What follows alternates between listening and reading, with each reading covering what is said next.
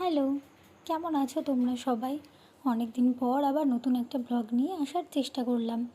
সেদিন আমরা গেছিলাম কুষ্টিয়া গ্রামে নৌকা বাইচ দেখতে, লক্ষ্মী পুজো উপলক্ষে।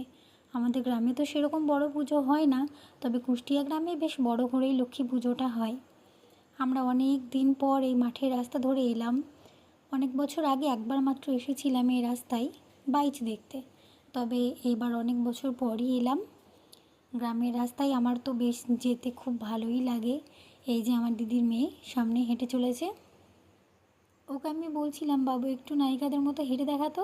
ও বলছে আমি পড়ে যাই যদি, আমি হিল পরেছি, তুমি কি দেখতে পাচ্ছ না? তো তারপরে আমরা আস্তে আস্তে আস্তে টুকটুক করে হাঁটতে হাঁটতে চললাম নদীর ধারের দিকে। অবশ্য আমাদের বাড়ির থেকে অনেকটাই, রাস্তাটা অনেকটা দূরে। আর ওই যে দূরে ফার্স্ট এই যে মেয়েটা হাঁটছে, ওইটা হলো আমার দিদি। এই যে আমাদের 3টেই আসার কথা ছিল, আমরা পৌঁছেছি প্রায় 4টে নাগাদ। তখন প্রায় শেষের দিকেই দুটো নৌকার মধ্যে রেষারেষি চলছিল, তো সেটাই আমরা লাস্ট মোমেন্টে দেখতে পেয়েছি। তবে খেলাটা যে সম্পূর্ণ ঠিকঠাকভাবে হয়েছে তা না, শেষে গিয়ে দুই দলই রেষারেষি করতে করতে দুটো নৌকায় ডুবে গেছিলো। অবশ্য ডোবানো হয়েছিল দুই দলের মধ্যেই রেষারেষি করে, আমরা তো দেখতেই ছিলাম।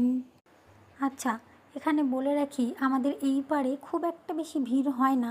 অবশ্য কাদার জন্য এখন আরও বেশি ভিড় হয় না, এই বছর তো খুবই কম লোকজন ছিল, কিন্তু ওই পারে প্রচণ্ড ভিড় হয়। বেসিক্যালি ওই পারে পুজোটা হয় বলে সব জায়গাকার মানুষজন ওই দিকেই বেশি যায়, মানে কুষ্টিয়া গ্রামে। আমরা এখানে একদম ধারে গিয়ে দেখছিলাম কত দূর গেল। তো তারপর তো আবার নতুন করে খেলাটা শুরু হলো। এই যে এই দুই দলের মধ্যে ধাপাড়িয়া বলে কোনো গ্রামের এই যেটা ফার্স্টে যাচ্ছে, এটাই শেষ পর্যন্ত ফার্স্ট হয়েছিল আর কি, খেলায় জিতেছিল। তবে এই সময় আর কোনো অসুবিধা হয়নি। বারবার মাইকিং করা হচ্ছিল যে যাতে কোনো দল মারামারি না করে বা যাতে কোনো ঝগড়া ঝামেলা না হয়।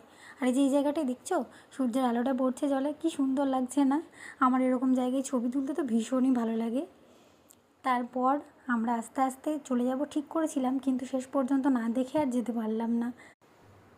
এখানে বেশ হাড্ডাহাড্ডিভাবে লড়াই চলছিল কে আগে যেতে পারে।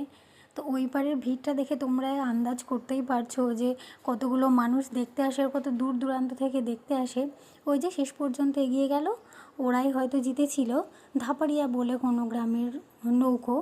এই যে শেষ পর্যন্ত এদের একটুখানি আমি ক্লিপ নিয়ে তারপরে আস্তে আস্তে আমরা চলে এসেছিলাম, বেশি দেরি করিনি, কারণ অন্ধকার হয়ে গেলে তখন আর মাঠের রাস্তায় আসা যাবে না। সো বাই, এটুকুই ছিল আজকের ব্লগ।